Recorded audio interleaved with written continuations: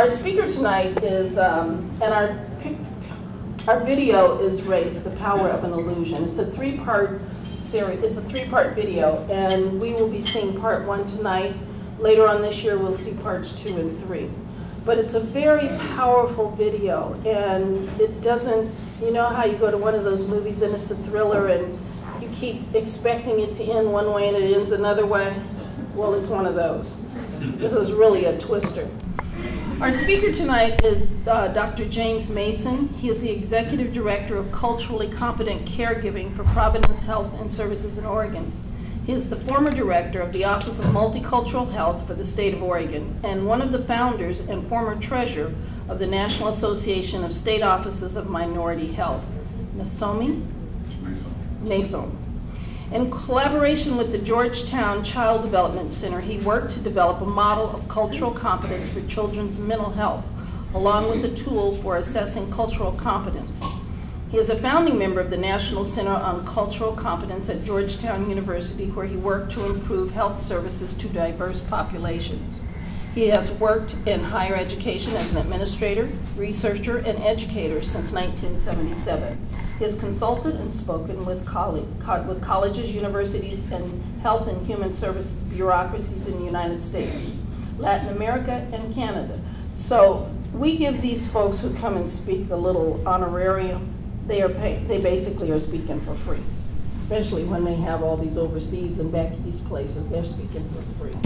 We'll pay for them a drink tonight is what we're paying them. Good evening, everyone. Good evening. Good evening. Good evening, everyone. Good evening. Yeah, that's how you do it. I want to thank Donna for the lovely introduction, and every time I hear the bio, I'm so embarrassed. I wrote it for my mom, so she loves it. I read it to her every now and then to remind her who I am. But it's embarrassing at times. But I want to thank Donna for the invite. Really honored to be here. Also very humbled to be here. I get the emails, and I've just been impressed with your work over the last year and the level of conversations. And part of my journeys around the country, what I do is I talk about UUR and the possibilities of it happening in other parts of the U.S., which is particularly important right now if you look at... James, I can't hear back. Okay, is this better? You can take it out.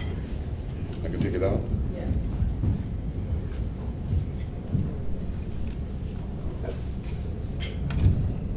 Is this better? Yeah. Okay. As I go around the country, I often talk about UUR to various communities as a way of bringing people together. We've experienced it in Portland with the gentrification and just the major shifts of populations in various parts of the state and certainly around the metro area in unprecedented fashion. But it's not unique to the metro area or to the Northwest. If you spend time in DC, Philadelphia, Los Angeles, the Bay Area, Dallas, Houston, New York, we see groups coming together like never before. So the idea of people being able to talk to each other is absolutely critical for the 21st century. So you play a more profound role than you know. So I urge you to keep on. We have a fairly stimulating process for you tonight I think you'll enjoy. What I also want to do is thank you for coming and acknowledge who you are. You guys are the choir. It's great that you're here, but there are people that need to be here more than you. As a result, you have a very special responsibility, a very special mission. You have to take the message forward. So there are activities that occur like this at UUR and other venues where you get the ammunition you need, the rhetoric you need, the knowledge you need to be able to convince others to move along and be prepared for a different world than we've experienced. I'll say this also, that talking about diversity, race, difference is always hard, never easy. I've been doing it professionally for about 30 years, and I keep my Zantac with me, always difficult. Flying all over the country in the 80s talking about this was much more difficult than it is now, and I remember a couple of occasions, once flying into a place to be nameless, and flew in and went to do an all-day workshop, and 5 minutes into the presentation, people thanked me for coming, but said that they had none of those people here. And, thank you very much. And I said, no, they're not here now, but when I was flying in this morning, we flew over the interstate, and there was a great big old truck. and they were in that big old truck, and they're changing the tire. They don't look happy, but they'll be here by about noon. And I say that kind of metaphorically, but I say it kind of frankly, that if you're living in an area that's not diverse now, wait a few minutes. By noon, they'll be here, and they don't look happy. So we can all prepare for that. That's a big part of our responsibility. I also remember working in, of all places, New York City, and again had a packed room, and again from the back of the room, 5 minutes into the presentation, someone yelled out that they aren't responsible for racism or sexism. Why are they here? And fortunately, I had someone smarter than me that knew how to answer that. And his response was, and something I keep and hold very dear, is that no, we weren't around when racism and sexism was formed, and no, we're not responsible, but we are responsible for our response. And so, as you know, and if you listen to people such as Paul Cavell, our inactivity in many cases perpetuates the oppression of various groups. And those of us who have various forms of privilege, whether it's white privilege, male privilege, hetero privilege, English-speaking privilege, born in the country privilege, middle-class privilege, college-educated privilege, I don't think that you should forsake or give up any of those. I think you should try to extend those to people that aren't as privileged. And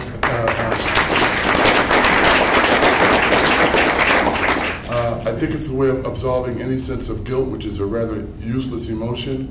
It may make you feel better, but it certainly doesn't benefit the victim. So we have a lot of activity and work ahead of us.